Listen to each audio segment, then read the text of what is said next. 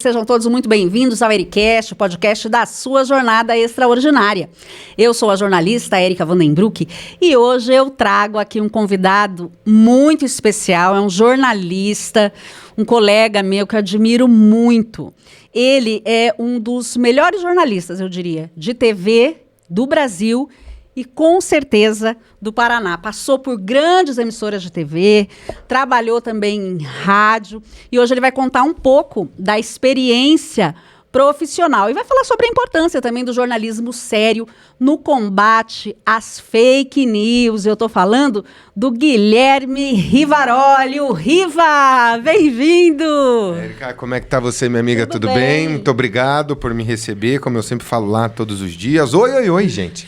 Vamos lá, vamos falar um pouquinho. Espero fazer jus a todo esse currículo aí que você falou e tal. Todos esses adjetivos bonitos. Espero fazer jus a isso. Vamos bater papo. Tenho certeza que sim. Antes eu quero só agradecer aqui o meu cabeleireiro, o Fagundes Souza do Espaço Beleza e Vida. Ele que cuida aqui da minha maquiagem, do meu cabelo, da escova, das minhas unhas. Fagundes, muito obrigada pela parceria. Ele está com uma promoção muito especial para você que é noiva, para você que vai casar, quer levar suas madrinhas aí para o dia de noiva.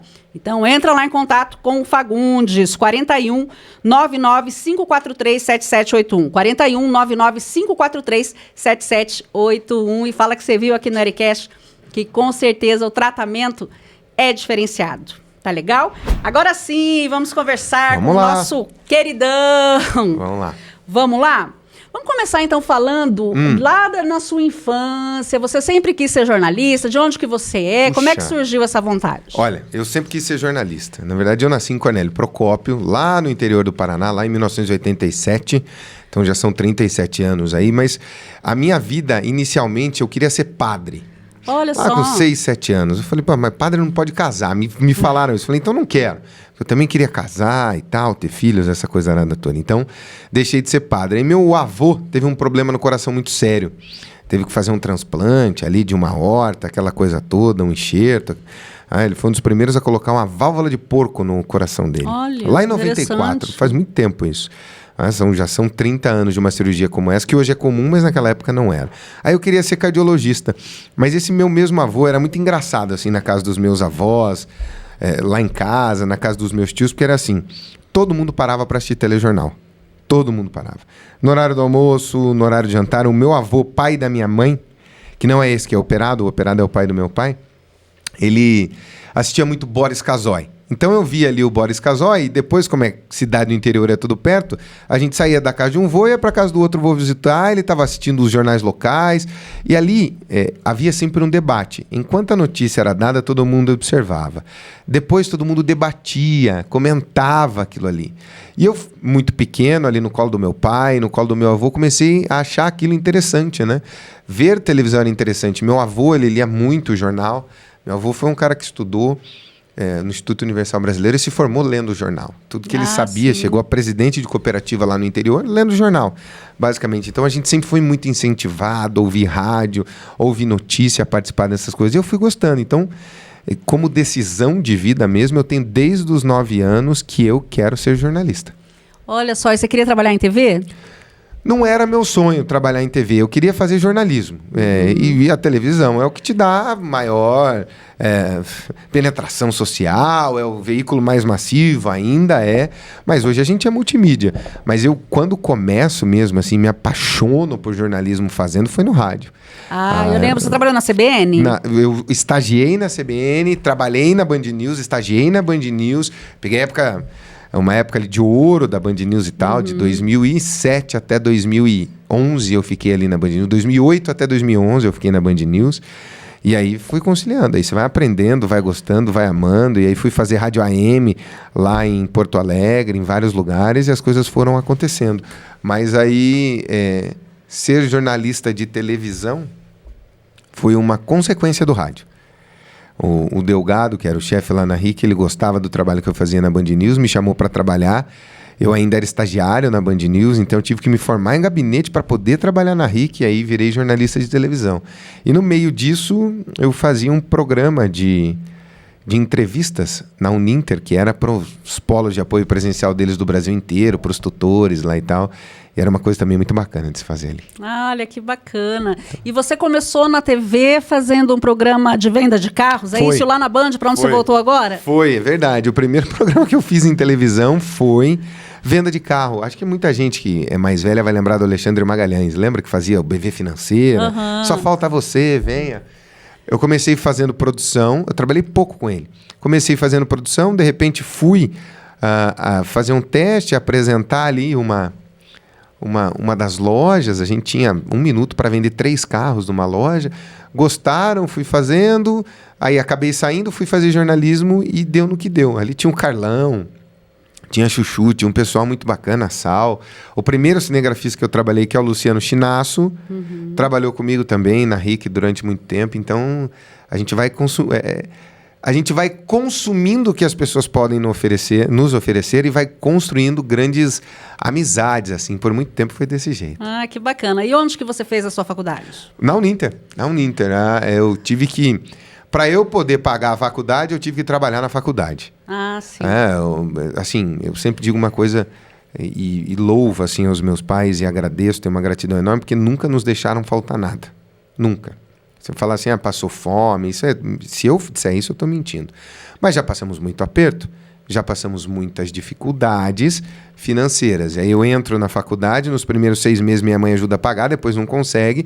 Aí eu cheguei no coordenador e falei, meu irmão, só tem um jeito de eu continuar, trabalhando aqui na faculdade. Aí que eu fui apresentar programa na educação à distância e tal, para poder continuar pagando a faculdade, que aí tinha um descontão enorme lá e tal, e consegui terminar.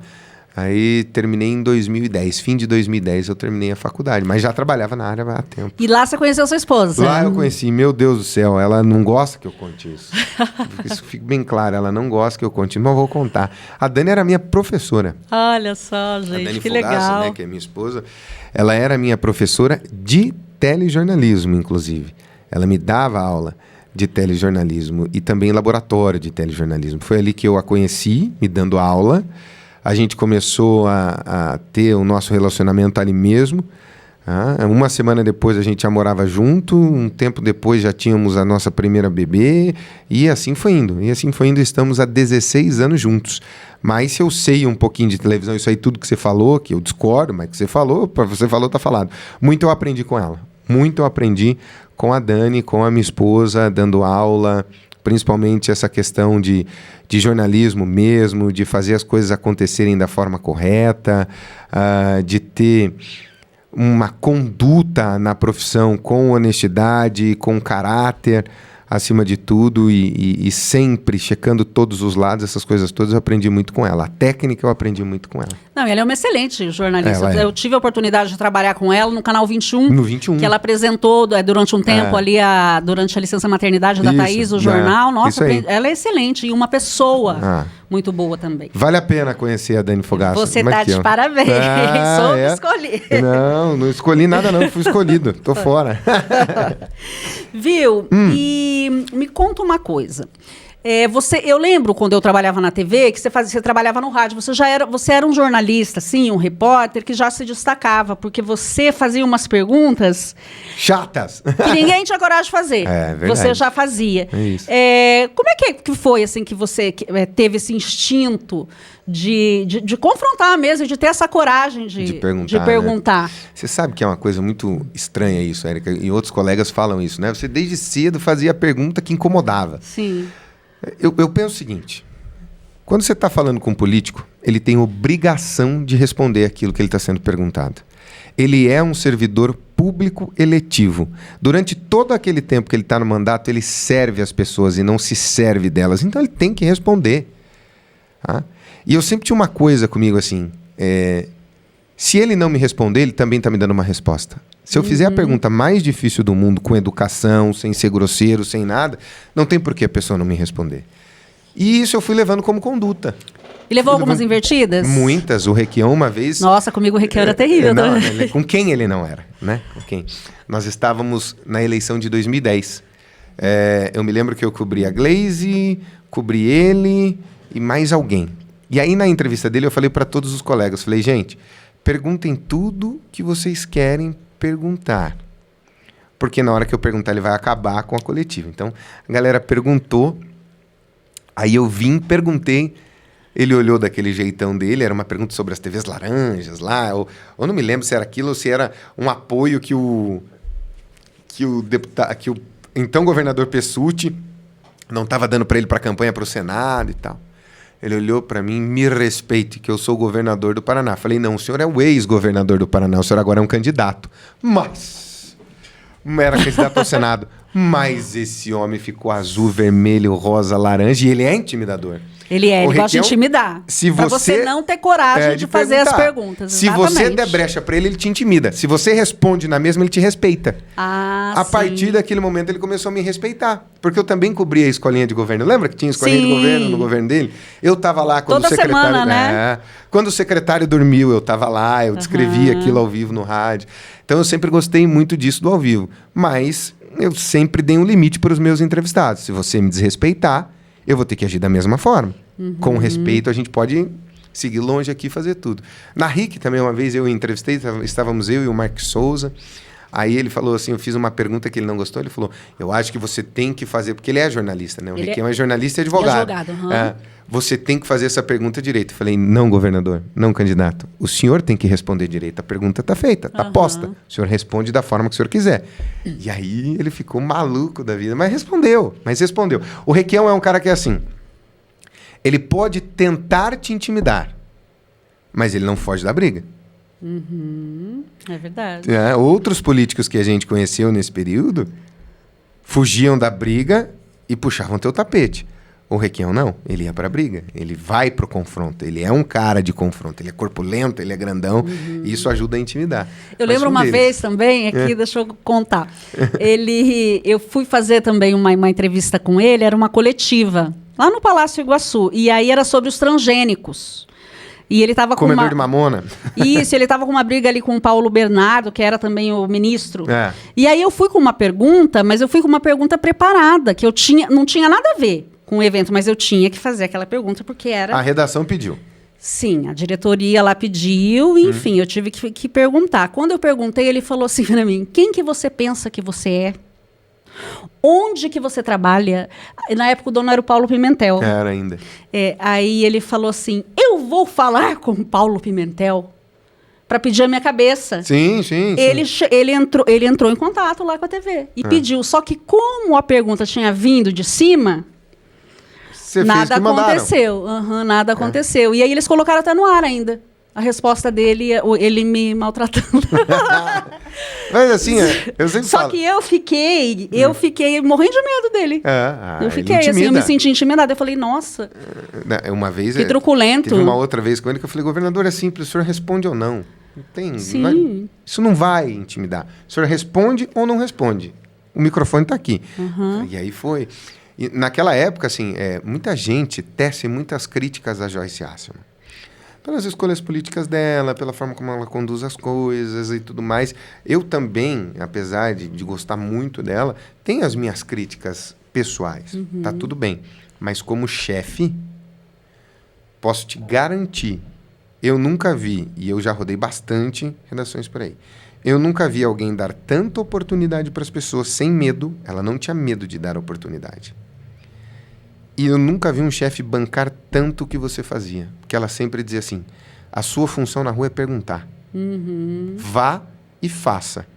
Aqui dentro, eu converso com quem tem que conversar. Viu? Então, você ter essa liberdade para trabalhar. Sim. Então eu sou muito acostumado. Né? Você tem um respaldo. Eu sou muito acostumado desde muito cedo, desde a época de estagiário, porque eu me torno na Band News ali. Quando eu entro na Band News, antigamente a gente tinha MSN, essas coisas, e recebia ligações, e eu criei um sisteminha. Uma cor era trânsito, porque a Band News dá muito trânsito, uma cor era opinião, outra cor era informação. Quando ela abria ali na mesa, fazendo o jornal, pelas cores, ela já sabia o que era.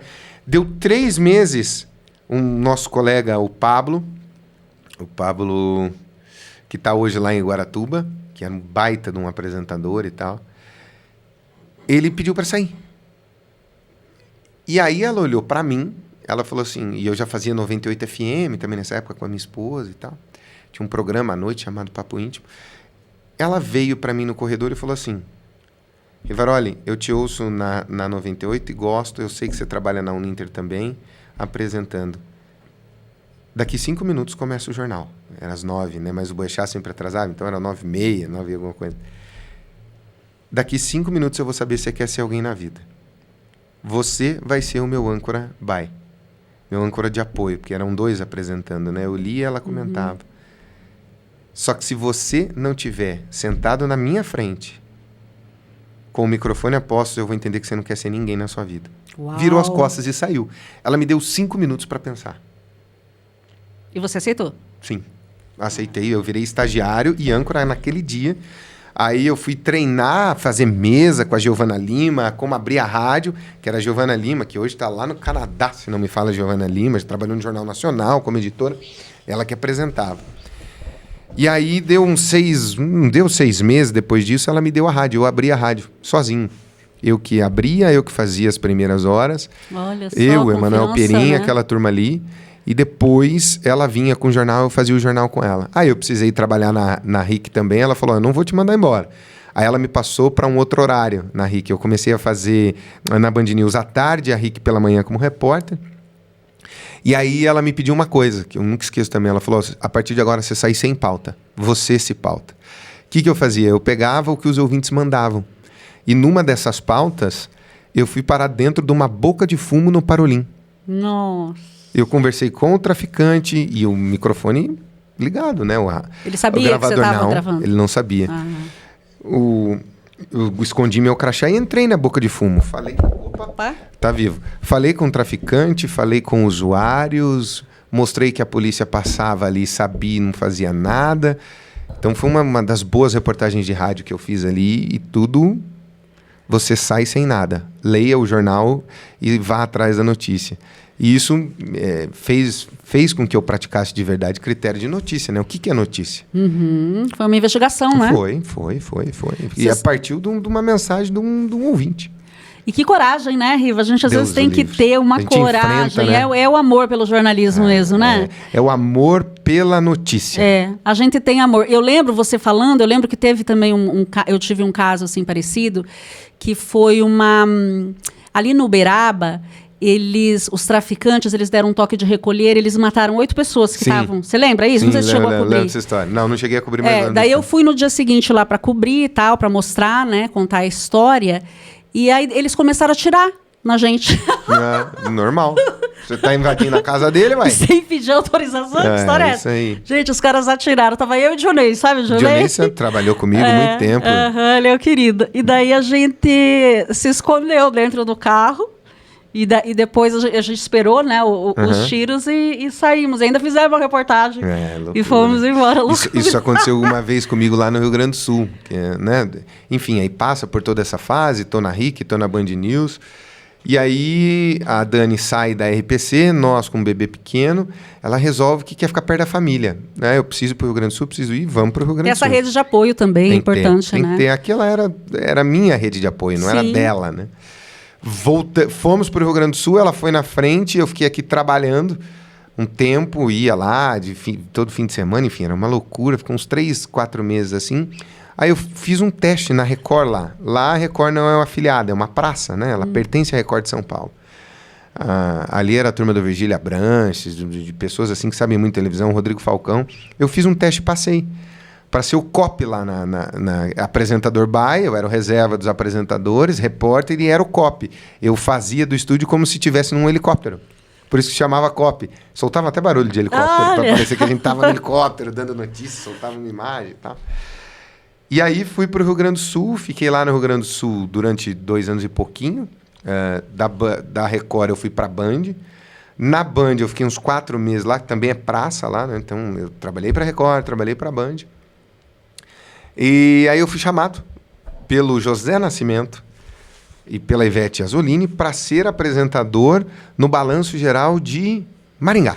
Sim, agosto de 2013. Até ontem eu tive uma lembrança disso, que foi o dia da festa de lançamento do programa. Então eu assumo em agosto, fico até novembro de 2014, saio em novembro de 2014 e volto para a RIC em abril de 2015. Mas aí já volto aqui como cabeça de rede apresentando o Paraná no Ar, que era o Jornal Era de Matutino. manhã, Que já tinha muito passado bom aquele jornal, 8 né? apresentadores, 9 apresentadores. Por que tiraram o Será do Ar? Muito bom. Virou RIC Notícias, né? Virou RND. Mas mudou, né? Mudou. O jeito mudou. E aí eu fico um tempo lá, a gente consegue bater todos os recordes de audiência, todos. Eu peguei atrás do Passaia, consegui passar, na época era o Passaia que apresentava, aí o Passaia vai para a hora do almoço, aí vem outros apresentadores, eu continuei com essa audiência, e aí eu chego até o Balanço Geral. Por ali eu chego até o Balanço Geral, que era o Gilberto Ribeiro, um ídolo, né? O Gilberto Ribeiro, para quem faz programa popular em Curitiba, tem que ter o Gilberto como referência, porque ele é, de fato, uma referência. E aí, no meio daquela crise da saída do Gilberto, do Balanço Geral, que ele faz aquele vídeo... E foi por causa da sunga mesmo? Não acredito. Não acredito nisso. Não acredito, assim... Há um limite para as TVs interferirem na sua vida pessoal. Eu também. Achei que não foi isso. Não. Pode ter contribuído. Pode. Para chegar até São Paulo, não sei o quê. Mas não foi aquilo. Foi a gota d'água. Aquilo pode ter sido. Mas eu acho que tem outros... interesses no meio e tudo mais. E assim, quando eu assumo o Balanço Geral, o Gilberto sabia que ele ia sair. Ele estava já tudo acertado para ir para amanhã. Ele ia ter um Balanço Geral amanhã. Aí dá essa confusão toda, ele sai daquele jeito, vai para a massa, eu assumo o lugar dele. Eu lembro. E aí foram 6 meses que a Dani, a minha esposa, ela olhava as mensagens... das pessoas me ofendendo, me xingando, me ameaçando de morte, porque eu tomei o lugar, porque eu derrubei o Gilberto. Então foram 6 meses para eu conquistar as pessoas. E assim, eu dizia para a Dani, eu nunca li nenhuma mensagem de ameaça contra mim, nada, absolutamente nada. Eu dizia para ela, você sabe a verdade? Eu sei. Eu também sei a verdade. Nós sabemos qual é a verdade do que aconteceu. As pessoas lá fora, elas não têm que saber e não é obrigação delas saberem. Então deixa elas pensarem o que elas quiserem. Eu não posso interferir no pensamento delas. Eu durmo tranquilo. Eu sei qual é a verdade. Você sabe qual é a verdade. Então tá tudo bem. Deixa as pessoas pensarem o que elas quiserem. Demorou para conquistar. Mas aí a gente começa, né? A gente pega um Balanço Geral com uma diferença de audiência muito grande. Gilberto foi um sucesso absoluto. Mas ali na reta final, e a justificativa que me dão é nós estamos trocando por causa da audiência. Você vai entrar no lugar e tal. Ele já sabia que era eu. Aí tem aquele famoso vídeo dele na saída da TV, no dia que ele é demitido. Que ele não consegue entrar, não deixou ele se despedir e tal. Não deixou ele se despedir no ar. Mas ele foi avisado dentro da emissora. Sim. O camarim e a sala da chefia eram lado a lado. Então, enquanto eu me trocava para ir para a rua, eu ouvi o desligamento dele. Fui para a rua, me ligam no meio do caminho. Volta que você começa hoje, você não começa segunda. Falei, opa, como assim? Mas e o Gilberto não vai dizer tchau? Não, volta que você começa hoje. E aí voltei e comecei naquele dia. Eu sou um contratado, né? Claro. E é muito legal que lá na RIC eu sempre fui apagador de incêndio, porque foi essa do Gilberto. E nosso combinado era 2 anos para recuperar a audiência. No último mês que eu saio, eu entreguei a audiência, estava uma diferença de dobro, a audiência da massa era o dobro da nossa. Com a Venenosa, eu entreguei na vice-liderança e encostado no Balanço Geral ali, o Balanço Geral e o Tribuna da Massa. Ainda eu falei para o meu chefe, que não é o Leonardo é o dono, quem tocava era uma outra pessoa ali, aquela parte. Ele disse o seguinte, mas eu vou tirar você porque não está dando certo. Eu falei, você está olhando os números de audiência? É uma tendência, nós estamos subindo, eles estão caindo. Mais 3 meses vira o jogo. Aí vem o Jasso, em 3 meses ele vira o jogo, fica um tempo, depois a massa passa de novo. Mas era uma tendência, porque você já estava consolidando uma caminhada. Tanto é que em 3 meses ele consegue fazer isso. E eu falei isso, falei, cara, em 3 meses eu viro esse jogo. Tá aqui, tô mostrando pra você. E por que eles tiraram você? Não te ouviram? Foi escolha dessa chefia, desse chefe, né? Tanto que o Leonardo Petrelli, o dono da TV, fala, não, o Rivaroli vai voltar para amanhã e vai para a rádio também. Eu não vou me desvencilhar dele, não vou me desfazer dele. Eu sempre tive um respeito muito grande pelo Leonardo e ele um respeito muito grande por mim. Sempre. É admirável, assim. Ele era meu ouvinte, ele era meu telespectador e tudo mais. E aí entra o Jasso por uma escolha dessa chefia, que entendia de uma forma, como as coisas deveriam ser, eu entendia de outra. Realmente havia uma incompatibilidade ali de conduta de pensar e agir jornalismo. Eu penso de um jeito, o jornalismo popular, ele pensava de outro, ele quis aplicar esse outro. Tá tudo bem. Eu fui para amanhã fazer o que eu acreditava. Quando eu volto para amanhã, eu deixei na vice-liderança, eu reassumo na 4ª posição. Ah, e aí teve que fazer todo um trabalho Tudo de novo. Mas rapidinho, em 3 meses a gente virou o jogo, ficou mais um tempão na vice-liderança e tal. Mas o que me dói é que é isso, né? A gente tinha um combinado que seriam 2 anos. Eu disse numa das reuniões, primeiro quem vai ser vice-líder é a Venenosa. Porque é algo que nós estamos construindo e tal. E a gente muda a Venenosa, né? E aí ela é um sucesso estrondoso. Depois a Venenosa vai puxar o balanço geral a reboque e tal. Mas foi um momento de muito aprendizado, né? Eu fazia 3 horas e 45 minutos de programa todos os dias.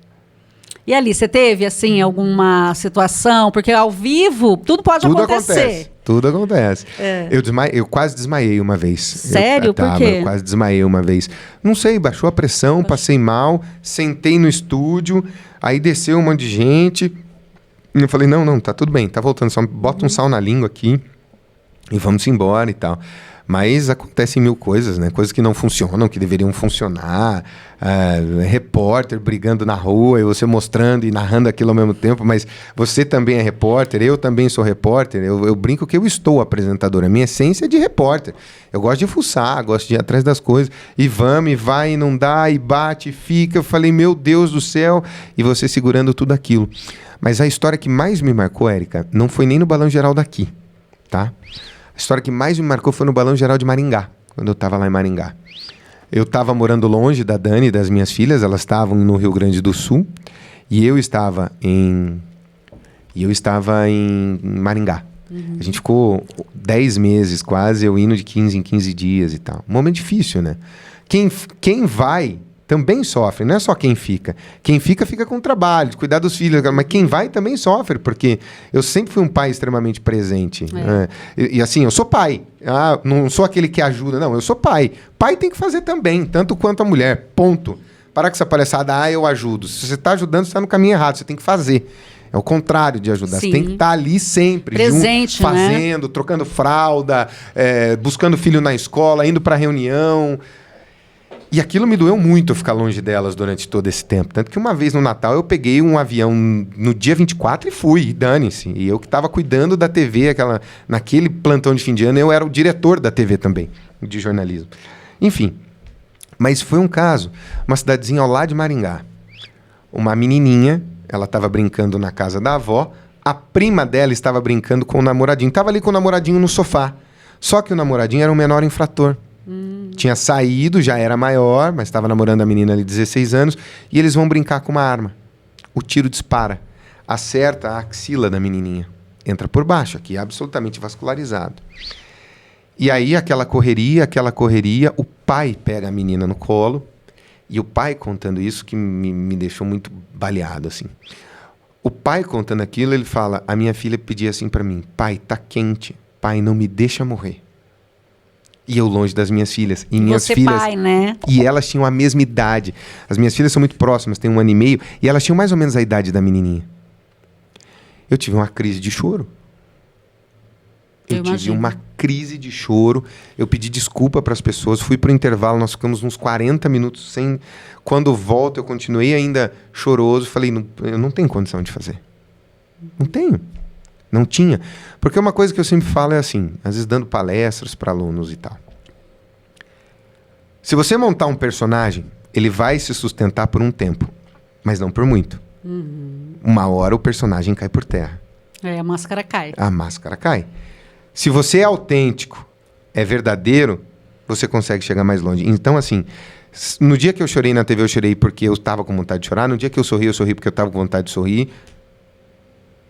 É assim que funciona. Se você me encontrar na TV ou fora da TV, eu sou a mesma pessoa. Talvez fale menos palavrão na TV porque não é permitido, mas fora da TV fale um pouquinho mais. E só. Eu sou exatamente a mesma pessoa. Autenticidade. E é isso que faz a diferença, né? As pessoas querem isso. Que é a autenticidade. Sim. Eu tenho uma chefe que sempre brincava, assim, a Ivete, ela sempre fala, você é muito bonachão, Riva, você faz podcast quando nem se falava de podcast. É porque eu converso com as pessoas. Nós estamos aqui para conversar, para bater papo, para te ajudar, para te emocionar, para te trazer sensações, te trazer sentimentos. É essa a nossa obrigação como comunicador, esclarecer as pessoas, né? Mas eu não sou apresentador, eu sou repórter e comunicador. Essa é a minha vida, apesar de ser jornalista, essas coisas todas. Essa é a minha vida. Repórter e comunicador. Ponto. É isso que eu sei fazer. E aí aquela história da menininha, eu não sei como terminou, porque aí eu saio do balanço geral. Eu não sei se o guri foi preso. A menininha eu sei que morreu. A menininha morre. E ver o pai contando foi muito triste. Mas eu já fiz, por exemplo, com um problema técnico, que não entrava nenhuma reportagem no ar. Eu almocei durante 1 hora com as pessoas. Eu peguei uma marmita e ficamos conversando diante das câmeras durante 1 hora, comendo marmita lá em Maringá. Sério? Ué. E a audiência? Não dá pra saber que lá é caderno, lá é de 6 meses, né? Minuto a minuto. Mas eu fiquei ali. O Balanço Geral de Maringá foi legal, porque no começo a gente foi muito bem. Depois a audiência realmente caiu, porque a gente se perdeu na condução do programa. Eu falo a gente porque eu também fazia parte da condução. Equipe, né? Fazia parte. Eu preciso disso. Não me chame só para apresentar. Eu não sei chegar, ler TP e apresentar. Não dá, né? Não é o meu perfil. Eu preciso pôr a mão. Porque a gente precisa estar por dentro, inteirado, a par do que está acontecendo. Eu preciso contar a história do meu jeito. Né? Exatamente. Eu tenho que contar a história do meu jeito. Senão, para mim, não vai. Por isso que fica tão natural. Você quase não lê TP, né? Não leio. Eu percebo. Até para merchan é difícil. Quem faz merchan comigo às vezes fala, meu Deus do céu, ele não lê. Dificilmente eu leio merchan. Leio TP, dificilmente. Eu leio, entendo, pergunto para o cliente 1000 coisas, visito o cliente, entendo o que o cliente quer, conheço as fábricas, para dar a essência do produto dele. Bacana. A gente vende essência. Isso aí. O comunicador, ele vende a essência dele, a essência do anunciante, a essência da reportagem. Da emissora, né? Da emissora. Nós vendemos essências. As pessoas compram as essências que nós transmitimos para elas. Interessante. Que aula, hein? O prof. Deus do livre. O professor Riva. Não. Riva, e assim, inusitado, fora essa que você contou aí da marmita, teve mais alguma situação no Balanço Geral aqui em Curitiba? No Balanço Geral de Curitiba, eu já tirei o sapato, a meia estava furada. E eu não lembrava que minha meia estava furada. Parecia uma coisa armada, mas não era. Porque eu sou daqueles assim, que para me arrumar, eu pego a primeira roupa que eu vejo na frente.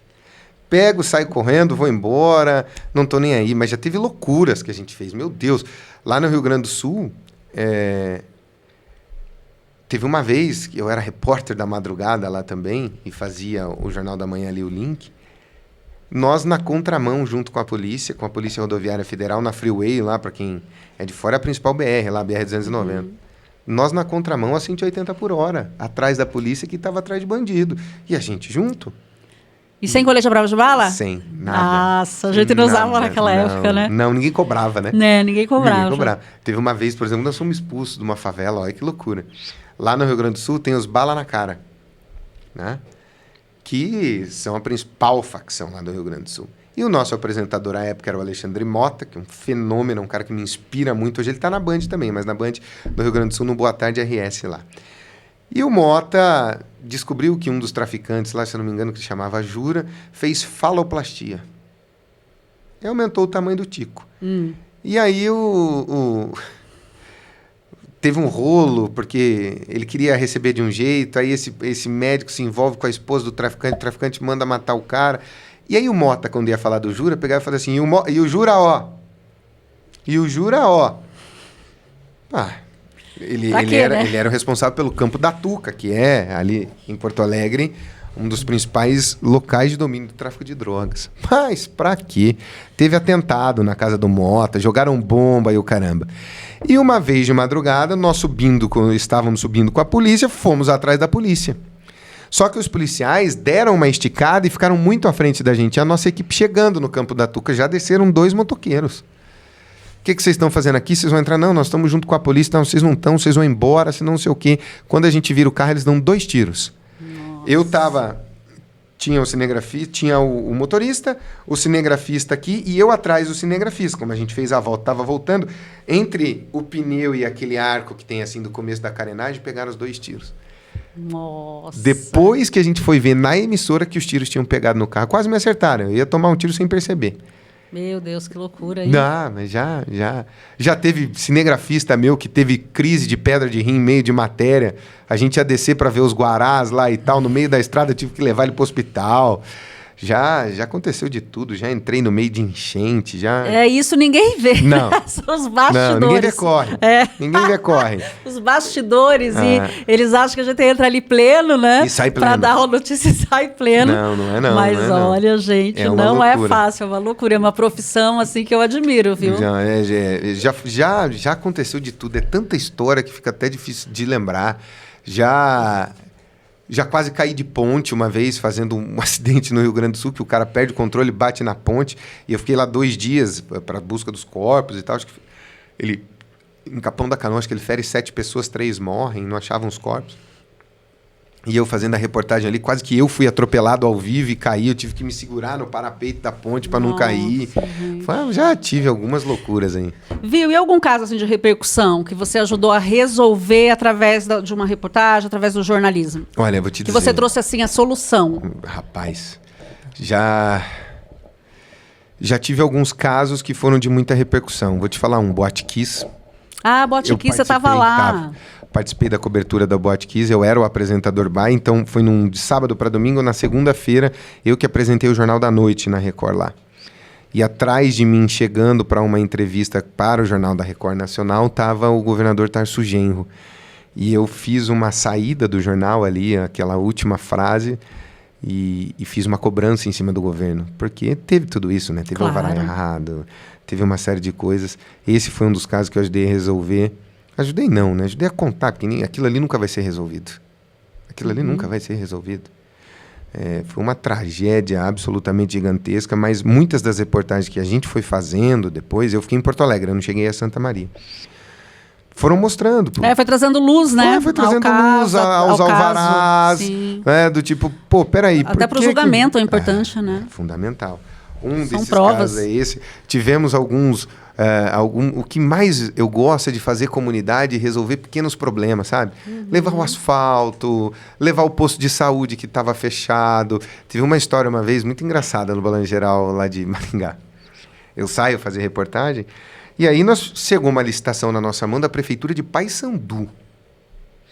Uma licitação para comprar quitutes, para comprar salgadinho, para comprar doce, para fazer as recepções ali da prefeitura e tal. E aí eu peguei aquela licitação, comprei produtos de maior qualidade por um preço menor e fui na casa do prefeito. Na época tinha o CQC, fiz bem CQC. Peguei, levei as sacolas, o prefeito me recebeu na casa dele, era o prefeito Tarcísio. Falei, prefeito, esse item aqui, eu comprei uma Coca, é melhor que o teu, paguei menos. Esse eu paguei menos. No outro dia, a licitação foi cancelada. Olha só. Cancelaram a licitação, fizeram uma concorrência de novo e aí o valor passou a ficar justo. Então você vê como é importante né? a parceria com a comunidade, a parceria com as pessoas. As pessoas confiarem no que você fala, no que você diz, para que você possa cobrar. E quando você tem as pessoas ao seu lado, dificilmente algum político vai contra você. Mas um caso rumoroso que eu revelei sem querer foi o caso das escolas lá, como é que era o nome? Das escolas aqui do Paraná, que falaram em 20 milhões lá. Esqueci o nome da operação. Lá do Beto Richa? Aquela. Aquela fui eu que revelei. Sem querer, fui eu que revelei. Por quê? Porque eu falo assim, o jornalista que cobre política, ele tem que estar de olho no bolinho, mas a notícia não está lá. Sim. Onde ele está. A notícia está aqui, ó. Era Ana Séries, a secretária de Educação, estávamos numa coletiva por lá, aquela coisa toda. De repente eu vejo um diretor passar do lado do outro e fala assim, aquela operação tal, do não sei o quê, deu 20 milhões. Eu fiquei quieto. Terminou a coletiva, todo mundo saiu, eu fiquei um pouquinho mais. Eu chamei a assessoria de imprensa à época, que era a Maria, que foi minha colega na Band News. Falei, Maria, eu ouvi, agora eu quero saber. Quadro Negro, Operação Quadro Negro. O Quadro Negro. Não tinha nome ainda a operação, não existia. Só tinha a investigação. Mas o MP já tinha pedido para a Secretaria de Educação. Conversei com a secretária, conversei com ela, conversei com os diretores, me esclareceram tudo. Na época eu escrevia no Rick Mais, eu lancei no Rick Mais e falei no ar que tinha uma grande... E assim, nós não corremos mais atrás. A RPC veio, pegou aquela informação, correu atrás e estourou a Quadro Negro. Mas o primeiro a falar fui eu. Olha, e foi sem querer. foi eu... Peraí. Tem Operação, alguma coisa correria... estranha aqui. Fiquei quieto, né? Eu podia alertar todos os gansos que estavam ali. Sim. Fiquei quieto, chamei no canto, falei, eu preciso disso. Todo mundo foi embora, ficaram, me esclareceram, e aí eu consegui fazer. Então, tem algumas coisas assim, que acontecem, fortuitas. Deu sorte de acontecer. Mas a sorte só bate a porta de quem está trabalhando. E de quem está atento, né? Está atento. Que não acredita ali em tudo que o governo fala, não faz ali aquele jornalismo chapa branca só, né? Jornalismo chapa branca, e tem bastante. O que é triste, né? O que verdade. é triste. Mas vamos falar do seu atual programa, então. Rivaroli na Band. Puxa que moral, vida. menino. Você Seu vê. nome atrelado à marca Band da emissora? A Band é... Quando a gente faz pesquisa de credibilidade, a Band é a TV mais creditável do Brasil, que as pessoas mais acreditam. Isso é uma construção, né? Sim. Isso não é do dia para a noite. É uma construção fantástica que a Band fez durante todo esse tempo em que ela existe e tudo mais. E aí, antes, eu saio da Riquim, abril de 23, em setembro de 22, eu já conversava muito com o Amado, a gente já trocava uma ideia. O que você acha? Ele sempre dizia, Riva, eu não tenho espaço, eu quero você aqui, mas eu não tenho espaço para você. E ele realmente não tinha na grade. E aí eu saio da RIC, e aí começo a conversar com uma emissora que tem que fazer uma menção de louvor aqui, que é a Evangelizar. Eu estava com as bases salariais acertadas com a Evangelizar. Estava tudo certo. Vem a Band. Me fala, Riva, não, você vai vir aqui com a gente e tal, e me faz uma proposta. Eu peço desculpas para Evangelizar, não tinha contrato assinado, mas já tinha tudo acertado. E venho para a Band. Nesse meio período, vem uma outra emissora, me oferece para ser vídeo repórter. Eu falei, não é o momento. Aí vem uma outra emissora e fala, não, a gente quer que você vá para o interior trabalhar para a gente. Aí o próprio Amado fala, espera eles fazerem a proposta, porque a proposta que eles vão te fazer é irrecusável, você vai. Porque eu não vou ficar aqui com você com o peso de dizer que perdeu dinheiro. Aí a proposta foi uma boa proposta, mas a da Band era melhor. Continuei na Band, fiquei na Band, e em agosto do ano passado, dia 14 de agosto do ano passado, nós estreamos. Mas eu comecei a trabalhar ali em maio, fazer reportagens, ir para o meio da comunidade, fazer aquele monte de coisa. E em agosto estreia, então hoje o programa... Estamos aqui já em setembro, uma sexta-feira, 6 de setembro hoje, é isso? Então nós já estamos com 1 ano e 1 mês no ar, basicamente, assim. E tentando conquistar números de audiência, é uma construção, né? Como é que você define o seu programa lá? Uma revista. É uma revista. E tem, assim, muito contato com a comunidade, né? Sim, tem vários sempre. quadros, né? Vocês sempre estão inseridos na comunidade, ouvindo o povo. É isso. Comunidade, segurança pública, prestação de serviço. Então, a gente tem muito quadro, por isso que é uma revista. Tem muito quadro. Na comunidade, a gente manda o nosso repórter ao vivo e vai para lá e resolve, e chama a prefeitura, faz aquela ponte, porque as pessoas muitas vezes não têm voz, nem vez. Qual é a nossa obrigação como comunicadores? Fazer a ponte. Nós somos a ponte, né? Nós somos aí o terceiro poder, o quarto poder, que alguns chamam. Nós somos essa ponte. A gente tem que fazer essa conexão das pessoas.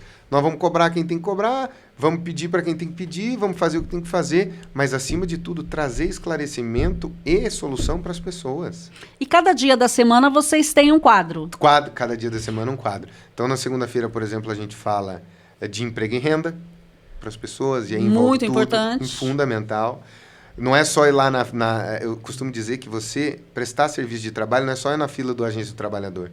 É mostrar para as pessoas como elas se tornam melhores trabalhadores, como elas buscam conhecimento. Na terça-feira, aí tem a comunidade, ou na comunidade, e tem o direito de todos.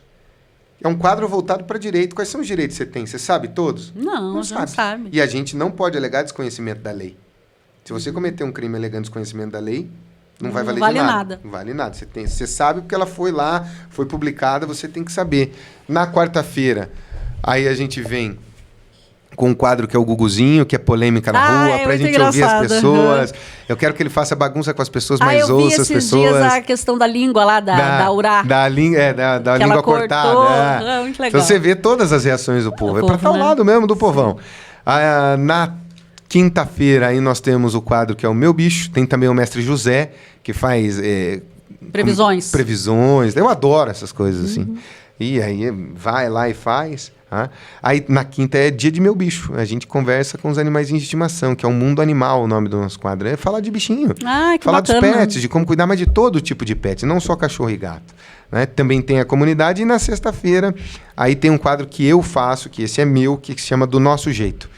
Para mostrar como as empresas daqui funcionam, como é uma fábrica, como é que se fabrica, por exemplo, uma cerveja, você sabe?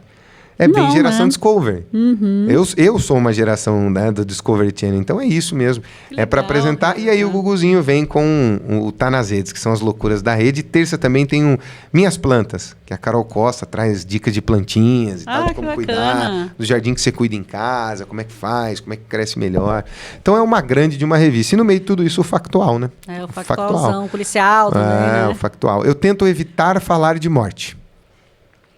Né? Eu tento evitar falar de morte. O horário do almoço ali eu acho meio pesado. Já tem também o Duval, né? Ali, Já. o Brasil Urgente. Tem o Duval, na concorrência todos fazem isso, então você precisa ir por um caminho diferente. Mais né? leve. Mais leve, mais leve. A ideia é essa. Mais leveza, vamos dar risada, vamos ajudar as pessoas, vamos fazer uma coisa um pouco diferente. Esse foi o pedido do Amado. Quando ele me chama é esse. Eu quero uma coisa mais leve, não quero policialzão, já tenho muito policialzão. Que era uma revistona. Falei, vamos fazer. Que foi o que eu sempre fiz, né, na televisão. Isso é muito gostoso. Muito legal. Parabéns. Sempre que eu posso, eu acompanho.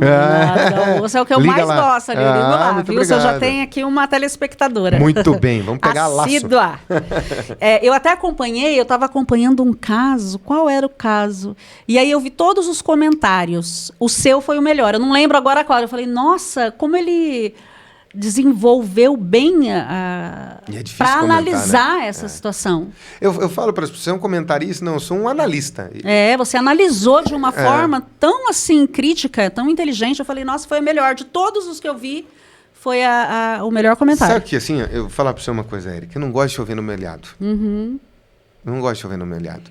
Se o telespectador me espera dizendo que bandido bom é bandido morto, esquece, eu não vou falar isso. Mas eu também deixo uma ressalva no ar. Por exemplo, se fazem alguma coisa com as minhas filhas, eu não sei qual vai ser a minha reação. E eu estou sendo bem honesto. Se alguém faz mal para minha esposa, para minhas filhas, para minha família, eu não sei qual vai ser a minha reação. Eu não tenho como prever. Sim. Vou o máximo possível acreditar na legalidade, mas se fazem um mal para o teu filho, você está armado, você não vai usar? Claro que você vai. Eu, por exemplo, sou contra armas. Eu não gosto de armas, mas eu vou defender o direito de você ter. Você tem que ter o direito de ter, uma opção minha não ter. Mas você tem que ter a opção de ter, se assim você o quiser, com muita regra e com muita regra rígida. Mas isso tem que ter, como a favor também de todo e qualquer tipo de questão que envolve a natalidade feminina, que envolva a sexualidade feminina, que envolva a fertilidade das mulheres. Eu sou a favor de absolutamente tudo isso, a decisão. E eu vou te dizer por quê. Quando minha mãe decidiu que eu ia nascer, todo mundo palpitou. Mas foi uma decisão íntima, sozinha e solitária dela. Então a mulher tem que ter esse respeito. Eu sou contra o aborto. Eu, Rivaroli, sou contra o aborto. Mas eu sou a favor que a lei preveja abortos. Para que as mulheres não morram fazendo isso e tudo mais. Para mim é indiscutível a gente falar de anencefalia e ainda punir mulheres que estão fazendo aborto por causa da anencefalia. Olha quantas mulheres são estupradas nesse país. E nós vamos ficar discutindo se vai pôr o filho fruto de um estupro. Essa discussão não tem que ser de nós homens. Essa discussão tem que ser da sociedade. A sociedade decide isso. Eu sou a favor da previsão legal, apesar de ser absolutamente contra o aborto. Eu não abortaria. Mas não sou eu que carrego, não sou eu que sofri aquela violência. Como é que eu vou decidir por alguém que sofreu uma violência? Não entendo. Entende? Então, são questões difíceis? São questões difíceis.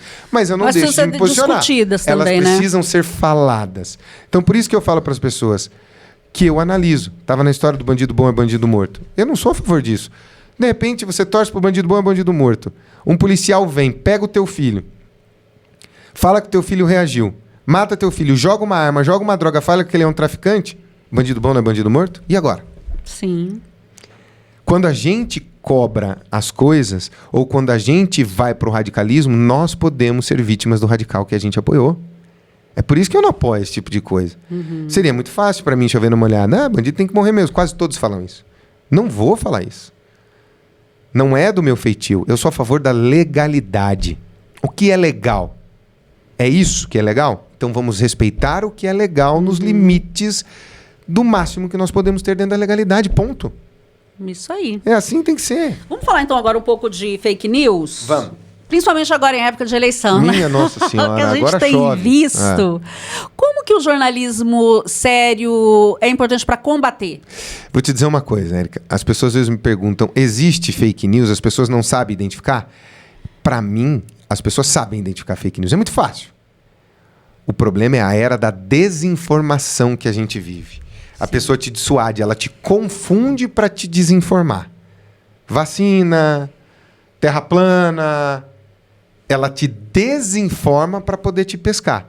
Então, assim, é fácil. Você abre o teu celular, hoje a fake news está muito elaborada. 90% é verdade, 10% ali no miolinho é mentira e você pega aqueles 10%, que são os que mais chamam a atenção. Para mim, acredita em fake news quem quer acreditar naquela mentira.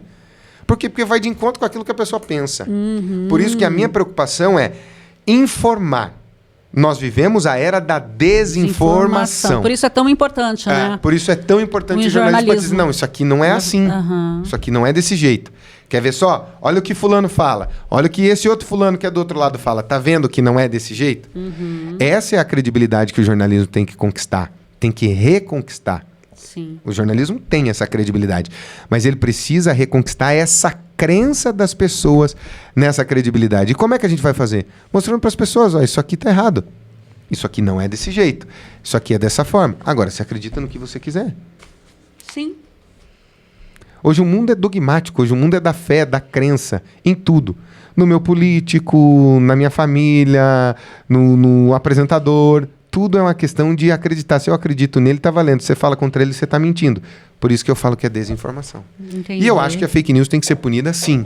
Quando ela tem o objetivo de desinformar, quando ela tem o objetivo de fazer o mal para o outro, quando ela tem o objetivo de destruir biografias. Sim, a reputação, né? A reputação das pessoas, quem comete tem que ser punido. Como? Se foi na rede social, você vai perder a tua rede social. Porque você não sabe usar aquilo. Você viu esse caso do Marçal? Sim. Que você acha que foi exagero, que na verdade ele teria que continuar nas redes sociais? O que eu quiseram proibir o direito dele de se comunicar? Que prova ele tem que fulano e beltrano são viciados em cocaína, ainda se fosse? Que prova ele tem? Nenhuma. Eu posso pegar aqui e sair falando, tá? A Érica não sei o quê, não sei o quê, não sei o quê. Ela é amante de não sei quem, não sei quem, não sei quem. Eu tenho prova disso. Eu menti sobre você. É calúnia, é injúria, é difamação. Eu tenho que ser responsabilizado e penalizado por isso. Agora, se eu venho e provo tudo que eu tô falando, aí eu tô informando. As pessoas têm que ter essa noção. Isso daqui é uma grande de uma liberdade. Mas toda liberdade tem responsabilidade. Nem a liberdade de expressão é ilimitada. Eu não posso vir aqui te ofender, Érica. Claro que porque eu tô dentro das minhas redes e olhar e falar assim, mas eu tenho direito de falar. Você tem direito de falar no boteco, você tem direito de falar dentro da tua casa, no teu pensamento. Mas quando você propaga, isso aqui é um veículo de comunicação, você tem responsabilidade por aquilo que você está falando. Sim. É isso que as pessoas precisam entender. Tudo que elas falam, há uma responsabilidade. Falou. O que eu não gosto é de censura prévia. O que eu não gosto é de censura prévia. E esse cara vai falar porcaria, censura ele. Isso não. Censura, para mim, ela é prévia. Se não é prévia, é responsabilização. Não, vamos censurar o Pablo Marçal porque ele vai falar bobagem. Não, peraí, ele falou bobagem. Ah, sim. Foi o contrário. Ele falou, alguém foi para a justiça, acionou a justiça eleitoral dá uma determinação. Onde é que está o erro no processo legal disso? Agora, se fosse assim... Se fosse censura... Aí alguém falasse assim, vamos derrubar as vezes do Pablo Marçal porque ele vai falar bobagem. Isso é censura. Falou bobagem, teve a punição, onde é que está a censura? Nós precisamos entender isso. É isso mesmo. Não é porque você tem um WhatsApp, não é porque você tem um Instagram, que você pode falar o que você quiser. Você pode, então prove. Senão se alguém falar mal de mim sem prova, eu vou pedir responsabilização dela. E a primeira coisa que eu vou pedir é derrube a rede social dessa pessoa. Tá certo, né? Senão ela vai continuar ali falando, vai continuar ali no ar, aquela informação se proliferando, Por mais quanto tempo? Sim, é verdade. Agora, o que a gente tem que admitir é que ele é um fenômeno, que os políticos não sabem como lidar com ele. Para mim, ele é um fenômeno maior que o Bolsonaro. Na internet, né?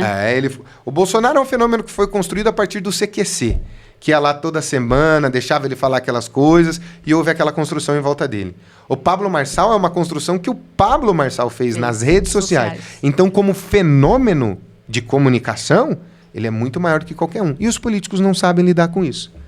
O Pablo Marçal faz uma coisa que político não sabe fazer. Que é o quê? Falar ao coração das pessoas. Ir de encontro com aquilo que as pessoas querem falar. Por ele ser coach, você acredita? Pode ser. Porque, na verdade, ele vende cursos, né? Ele vende cursos, vende coisas, ele é isso. E aí ele pegou o coração das pessoas por aí, através do produto dele. Através desse produto. Aquele personagem Pablo Marçal, que é autêntico, tem técnica. Sim. A forma dele falar, a forma dele se comportar, tudo aquilo é técnica, gente. A gente aprende. Eu dou curso de oratória e media training. Tudo é técnica. Tem um dos principais estrategistas americanos de eleição, que ele diz o seguinte: quem detém a comunicação ascende ao poder. Se você domina a técnica da comunicação, ninguém te segura até o poder. Olha só. Por quê? Porque quem tem poder tem liderança. E você acredita que ele vai para o segundo turno? Eu acho. Se ninguém frear ele, ele vai. Ele vai para o segundo turno. Se vai ganhar, não sei, mas ele vai dar trabalho. Tá dando trabalho. Só que é um cara que vai ser catapultado para eleição. Porque todo mundo só fala dele. Ele virou a eleição de São Paulo. Ele virou a eleição de São Paulo. Ele virou. A Tabata Amaral tá tentando lá bater de frente com ele, mas é a única, nanica, né? É a única. Os outros estão deixando ele falar. Ela é a única que entendeu fingindo isso. Fingindo que ele não existe. Mas qual é a tática para você combater esse tipo de coisa? É bater também. Tem que bater, né? Quem apanha, bate. Na rede social é assim. Senão, ele está tomando conta da eleição de São Paulo. Tá tomando corpo lá mesmo. Nossa, impressionante. E chega a ser impressionante de ver. Eu discordo de quase tudo que ele fala. Mas ninguém tem a capacidade que ele tem hoje de chegar no coração das pessoas. E, meu amigo, você não vota num projeto político. Você vota na pessoa. E ele coloca, gente, ele deixa os jornalistas na sabatina do chinelo. Ontem ele falou na cara da Natuza Neri. Falou o quê? Ele estava na Globo News, você pode ver esse recorte em algum lugar. Porque a Globo News lançou algumas coisas dele lá, quando ele foi ajudar no Rio Grande do Sul. Ele processou a Globo News e ele falou: você, Natuza Neri, falou comigo que ia me dar um espaço para eu poder dizer o que falou, porque você mentiu. Essa emissora e você lançaram uma mentira sobre mim. Só que a emissora e você vão ser processados. E ele estava no meio da sabatina da Globo News. Nossa, que corajoso também, né? Ele se comporta como um do povo, com o peito aberto, diante dos poderosos. E ele tem argumentos. Sempre. Ele derruba mesmo. Eu posso dizer o seguinte: alguns argumentos dele, em 20 minutos de conversa comigo, eu derrubaria alguns. Mas que ele tem. A gente ia ficar argumentando aqui o dia inteiro. Imagina. Nisso ele é sensacional. Ele é uma figura fora do padrão. E as pessoas estão gostando do que ele faz. Verdade. E o movimento político, a política tradicional, não entendeu isso. Não, ainda não. Não entendeu. E quando ela acordar, ele já ganhou a Prefeitura de São Paulo. É isso. Mais alguma informação, Riva, que você gostaria de acrescentar? Me veja lá na Band todo dia. Gente, qual que é o teu horário? 1h20 da tarde. Começa às 1h20, vai até? 2h10. Da 1h20 às 2h10. Estamos lá todo dia. De segunda a sexta-feira. Não percam, acompanhem, porque é muito bom mesmo o programa dele. É isso. Tá bom? Riva, muito obrigada pela sua presença, pela sua participação. Aprendi um monte com você, foi uma aula. Eu que aprendi com você aqui. Você é incrível. Eu tô engatinhando nessa história de fazer podcast, eu aprendi bastante com você agora. Sigam então as minhas redes, @Riva Rivaroli. Sigam a Erika Cast, que vai... É muito legal. É muito legal. O Ericast, né? Que é muito legal para você poder participar. Gostei muito. E o teu muito. Também, né? O seu quadrinho, qual que é? Os Loutores. Vocês estavam na rádio com esse projeto. Tava a turma dos Locutores lá. Aí sim. veio o André, que foi para 98 FM, aí ele tem que ter exclusividade lá. Tem o Adilson, que está em campanha, então ele não pode participar durante o tempo. Tinha o Bruno Henrique, o Bruno também. Está candidato também? Não, o Bruno, por causa dos 1000 compromissos dele, não dá. E fomos eu, a Dani e o Adilson. O Adilson está fora porque é candidato. Sim. E aí, durante esse período, nós é que vamos fazer. Então, segue lá, @Os Locutores. Segue aqui o Ericast, que é muito legal. Adorei mesmo. O nome ficou muito bacana. Obrigada. Ficou tudo sensacional. E aí, quando puder, a gente volta a bater papo. Volta sim, porque eu tenho certeza que você não contou nem metade. Nossa, eu preciso lembrar de muita coisa. A memória tá ficando velha já. Imagina. Obrigada pela tua presença. Gente, muito obrigada pela audiência, pelo carinho aqui de vocês. Tenho certeza que vocês aprenderam muito, né? Conheceram também um pouco sobre os bastidores do jornalismo. Um excelente final de semana. E a gente se vê na próxima sexta-feira, a partir das 5 horas da tarde. Beijo grande, até lá.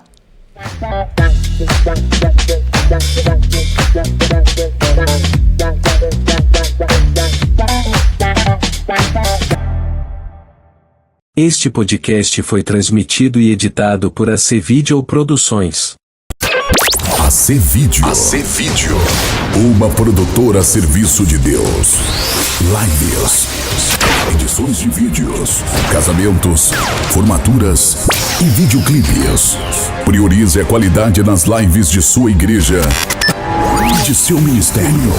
Na área da tecnologia, as pessoas priorizam a melhor qualidade. Nós estamos há mais de 20 anos no mercado e temos os melhores equipamentos para abençoar o seu ministério, cantor, pregador e a sua igreja. Entre em contato conosco e faça o seu orçamento. A nossa equipe está pronta para lhe atender. WhatsApp 41 99876 6767. AC Video.